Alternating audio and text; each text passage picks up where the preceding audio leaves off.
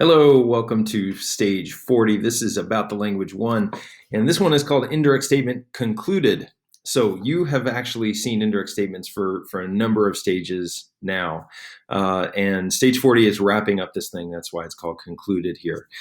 So far, everything has been pretty intuitive, pretty present infinitives are present, perfect infinitives are perfect, etc. This one, they waited till the end because it takes a little bit more explanation, I think. But at the same time, I think you're going to get this just fine. So I want to show you it this way here. I've got a little timeline here. So here's like present tense right in the middle with future, of course, later. And then you got past. And instead of pluperfect, I've written past. And I think maybe you'll see why that is in a second, if that sounds a little bit weird. But up until now, these first three indirect statements are the type of indirect statements that we've seen before. Now, I want to tell you, I'm getting rid of the passive voice. We're not worrying about present passive, perfect passive, just to kind of keep it pretty simple here. So notice we got Quintus dicit, se matrem amare, right? So Quintus dicit, that he, remember, se is that reflexive pronoun, right? So Quintus says that he. If this were Metella, it would be Metella says that she. Okay, but here, Quintus says that he. And then we got amare, and amare is the verb that means to love. And so we are going to say that he loves his mom. Or, we could say like is loving. That might sound a little bit weird in terms of English tenses. But nonetheless here, amare is the present infinitive. So it's present tense, right? Quintus says that he loves his mom. Now, in the next one, we got amawase, right? So how would we translate that? Quintus says that he. Okay, so we want to say loved. Now, we could also use basically any past tense. So like, how about was loving? Or like used to love? Or maybe has loved? Or did love? Right, so anything that communicates past tense is fine, right? This is that perfect infinitive, so we're communicating past tense. All right, here we go. Amaturum esse. All right, what would we fill in the blank with here? Quintus says that he will love. Okay, so pretty intuitive, right? Amare is the present infinitive, so he says that he loves. Amawase, he said that he loved, or anything else that's sort of past tense. And then amaturum is future, so will love. Okay, so none of us had, I think, a big problem with that. Now, what happens in this stage is we're shifting what I call the head verb. Remember, the thing that you can do with your head: say, think, feel, understand, know, all of those things, even like taste, right? I taste that the cracker is salty. That's actually an indirect statement. But we're going to shift this to a perfect tense. Okay, now I could have done DK bot, imperfect, that's fine, but I just chose simple perfect. So not Quintus says that he, but Quintus said that he.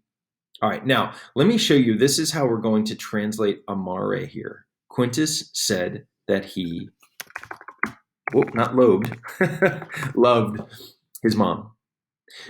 Quintus said that he was loving, used to, or did love his mom.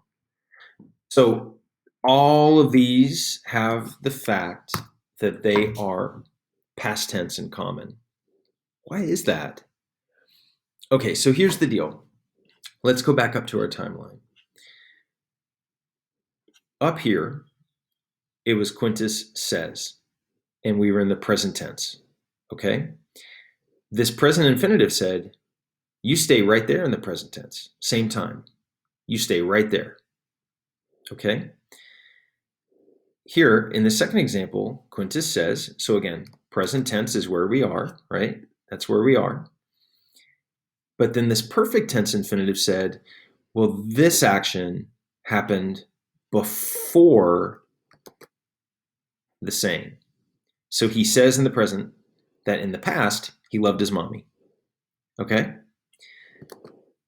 Now look, in this example, still we're in the present tense. He says that he, And this future infinitive says that that action, materem amaterum esse, happens after the present tense, after the dicit. So he says now that later he will. Okay? So let's take a look here. With these examples in the bottom, let me move me here. Let's see if I can move me. There we go. With these examples in the bottom, we are not starting out in the present tense anymore. We are starting off in the past tense. Let me even highlight that. Okay. This present tense infinitive says you stay right there in the past. So if Quintus said something in the past, then this action stays right there in the past, same time. So the present infinitive says this action happens at the same time as the head verb. So if he said it in the past, then he also loved his mommy in the past. Okay? Now here we go. Quintus said that he, now we have amawase, all right? Now, we started off in the past, but that perfect infinitive means that this action happens before the dixit. So I wonder, can you figure out how would we translate amawase? Quintus said that he, but remember that we got to communicate that this idea happened even before the past. All right. So what we're going to say is that he had loved his mommy.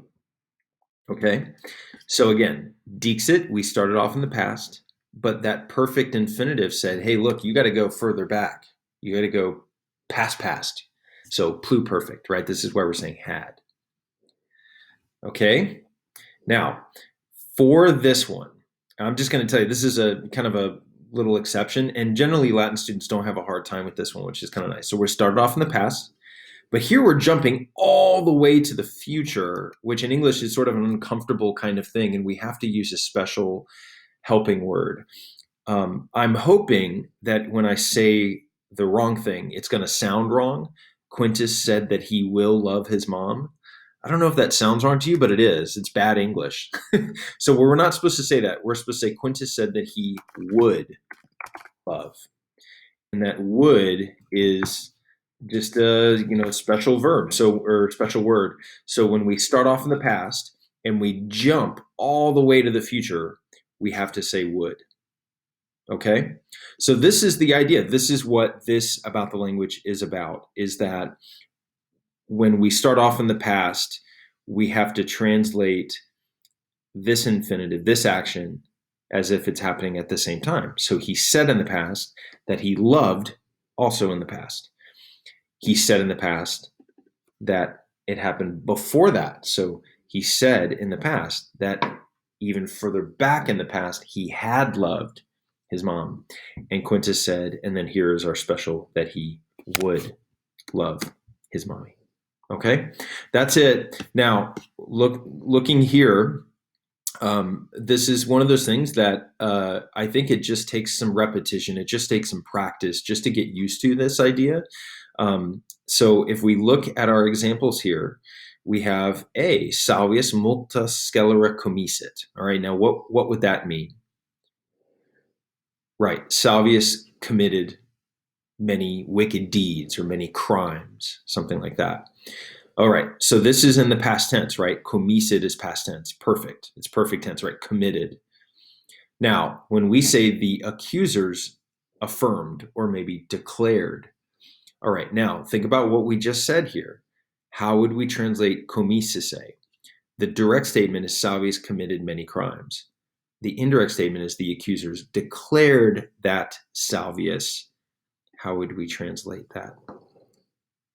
All right, had committed.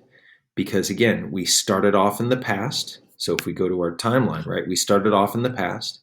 And then comississe says you got to go further back. So had, so past. All right, so he declared, or they declared, that Salvius had committed many crimes. All right, here we go. Let's do this one. Let's skip down to F. The E here is Agricola revocatus est And then in euste means like unjustly, unfairly. So how would we translate re vocatus est just in this regular old direct statement? Agricola was recalled, was called back, or has been called back unfairly, unjustly. Okay, so here is the indirect statement. Many senators were thinking, or just thought, that Agricola. Now, how would we translate re vocatum esse here? Many senators were thinking or thought that Agricola.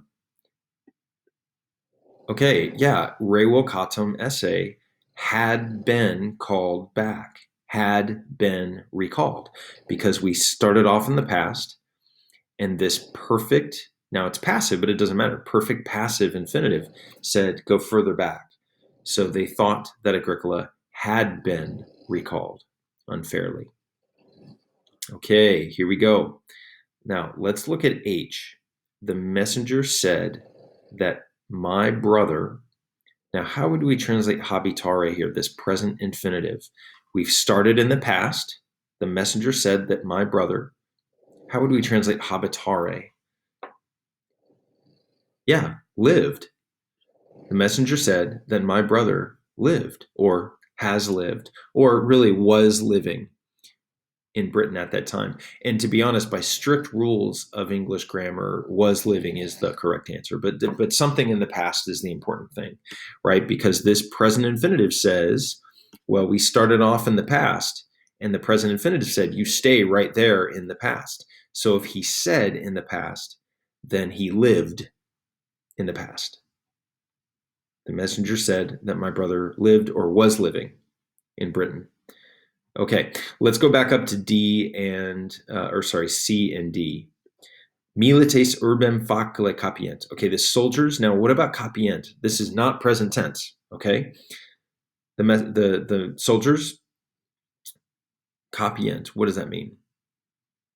Will take, will seize the city easily. Okay, so if we know that that means will take, let's do that.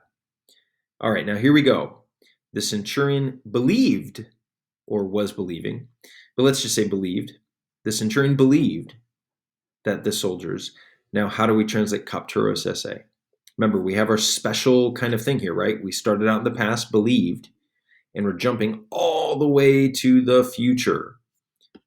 So the centurion believed that the soldiers, how do we translate capturos esse?